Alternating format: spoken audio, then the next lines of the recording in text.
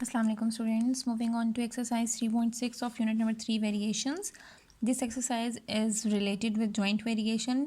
यहाँ पे हमारे पास जैसे क्वेश्चन में मेंशन है, if d varies jointly as a b square c, यानी कि एक वेरिएबल एक से ज़्यादा वेरिएबल्स के साथ जब वेरिएशन में आता है तो इट्स कॉल्ड जॉइंट वेरिएशन. तो इसके अकॉर्डिंग हम यहाँ लिख सकते हैं d varies jointly as a b square c, मतलब ये हमारे पास तीनों प्रोडक्ट में आ रहे हैं. ठीक है. And d is equals to 5. d को आपने रखना है 5, प्रोपोर्शनल हटा के इक्वल के, when a is equals to 2, b is equals to 3 and c is equals to 10. अब यहाँ पर हमारे पास बन गया 5 इज इक्वल्स टू के, 3 का स्क्वायर है, b का स्क्वायर था ना, 2 इंटू 3 का square 9 into 10. 5 is equals to 180 k यही रहेगा 5/180, it is 1/36 is equals to k. अब उन्होंने साथ में मेंशन कर दिया है फाइंड डी. अब आपको डी फाइंड करना है when a is equals to 4, b is equals to 7 and c is equals to 3. अब हम कौन सी इक्वेशन यूज़ करेंगे जिसमें ये सब हो और के की वैल्यू भी उसमें हम रिप्लेस कर देंगे using d is equals to k a B square सी, क्योंकि साइन को हटा के हमारे पास इक्वल और क्या आता है. डी फाइंड करना है के की जगह पर 1/36, ए की जगह पर 4, बी की जगह पर 7 का स्क्वायर और सी की जगह पर 3.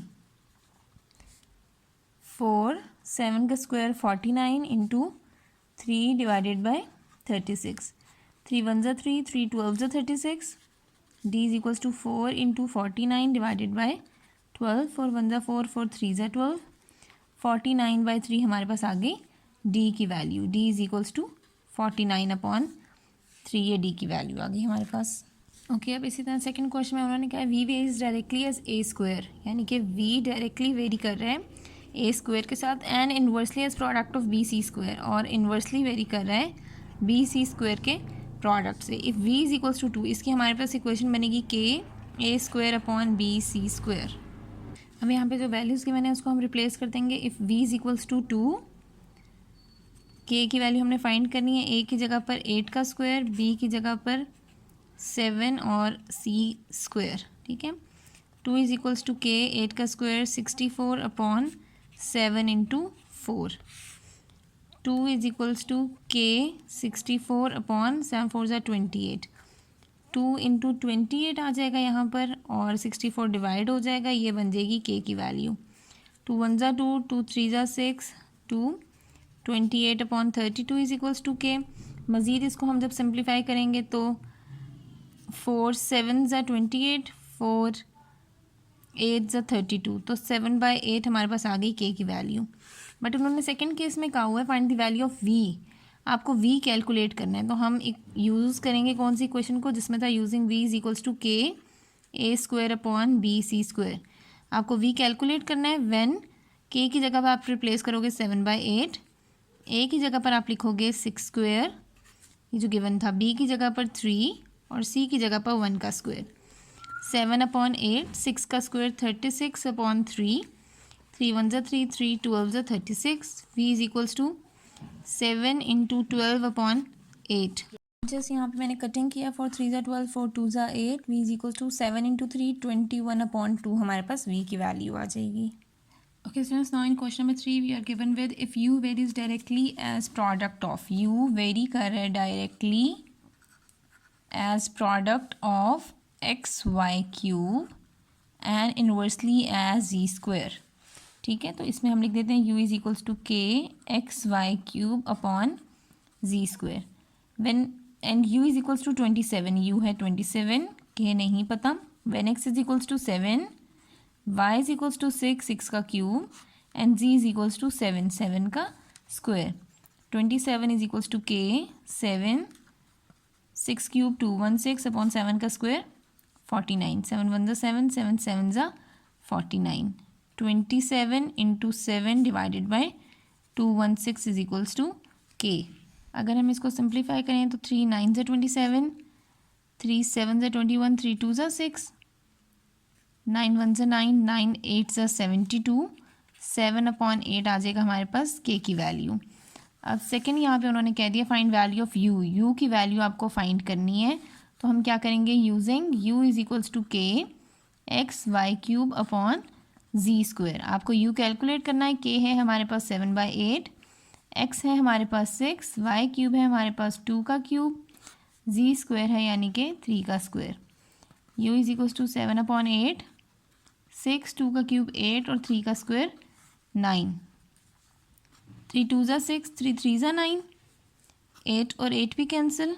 यहाँ पे रह गया 7/2/3, 7 2 ज़ा 14/3 हमारे पास आ गई u की value. Okay students, now in this question we are given with the statement the area A of a triangle varies jointly as base B and height h। यानी कि जो एरिया ऑफ ट्राइंगल है वो jointly very कर रहा है base और height के साथ। Find an equation of joint variation. आपने जॉइंट वेरिएशन की इक्वेशन सिर्फ बतानी है।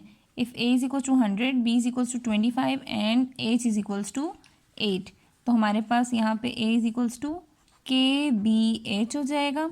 आपको a की जगह पर लिखना है 100 is equals to k, b की जगह पर आ जाएगा 25 और h की जगह पर आ जाएगा 8। अब जब हम इसको सिंप्लीफाई करेंगे 25 और 8 मल्टीप्लाई होते हैं इस साइड पर आकर डिवाइड हो जाएंगे। 100/25 इंटू 8 हमारे पास हो जाएगा 200 is equals to k। 0 0 cancel, k की वैल्यू आ जाएगी 1/2। अब उन्होंने कहा है कि आपको इक्वेशन बतानी है, तो इक्वेशन में हमने सिर्फ क्या चीज़ मेंशन करनी है कि k की वैल्यू को आप रिप्लेस करोगे। रिप्लेसिंग k इन इक्वेशन 1, ये वाली जो इक्वेशन थी इसमें सिर्फ आपको k की वैल्यू को रिप्लेस करना है। Like a is equals to 1/2 BH, ये हमारे पास कोई इक्वेशन है जो जॉइंट वेरिएशन के लिए यूज़ करेंगे हम। Okay students, now we have question number 5 in which we are given with the area of trapezoid varies jointly as height h and sum of length of parallel sides s। यहाँ पर उन्होंने कहा है हमें कि area of trapezoid, यानी कि यहाँ पे मैं a लिख देती हूँ, varies jointly as height h and sum of length of parallel sides s, यानी कि ये मैं s लिख देती हूँ। ठीक है। If area of trapezoid is this, height this and base this, find constant of variation, यानी कि कांस्टेंट ऑफ वेरिएशन बताना है। a is equals to KHS। ठीक है। अब a उन्होंने हमें कहा था 20 का स्क्वायर है, 20 लिखा, k ऐसे ही रहा। हाइट उन्होंने कहा था 5 है, यहाँ 5 आ गई, और s था हमारे पास sum of lengths of parallel साइज, यानी कि 3 metre plus 5 metre that is 8। अब यहाँ पर आ गया k 20, 5 8 ज़ा 40 इधर आ जाएगा, कैंसिल हो गया, 2 1 ज़ा 2, 2 2 ज़ा 4, 1/2 इज इक्वल्स टू k। हमने यहाँ तक कैलकुलेट कर लिया। Find constant of variation, constant of variation आ गई। सेकंड उन्होंने कहा then write general equation for area of trapezoid. तो जर्नल इक्वेशन क्या होगी? वो इक्वेशन जिसमें से आप बाकी की वैल्यूज़ कैलकुलेट कर रहे थे ना, वो हम इक्वेशन यूज़ करते थे जो कांस्टेंट के साथ आती थी। a is equals to KHS। अब एरिया हमें नहीं पता, k की जगह पे 1/2 हाइट और s क्या हो जाएगा, sum of lengths of parallel side, 1/2 HS हमारी इसकी जर्नल इक्वेशन बन जाएगी। Okay students, now in question number 6 we are given with when air is pumped into fire the required pressure varies inversely। required pressure varies inversely में 1 करके लिखना है, inversely as volume of air if the pressure is 30। इसको अब हम remove करेंगे तो K/V हो जाएगा।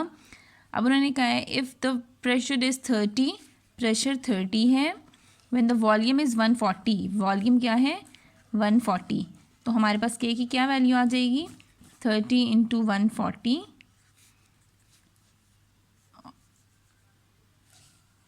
4200 आ जाएगी k की वैल्यू। ठीक है। साथ उन्होंने मेंशन कर दिया फाइंड द प्रेशर, कि अब आप प्रेशर बताएं when the volume is 100। Volume अगर 100 हो जाए तो प्रेशर हमारे पास हमने फाइंड आउट करना है, तो हम कौन सी इक्वेशन यूज़ करेंगे, K/V। प्रेशर की जगह यही रहेगा, k की जगह पर 4200 आ गया है और वॉल्यूम है हमारे पास 100, तो प्रेशर क्या हो जाएगा 42। ये हमारे पास इसका आंसर है।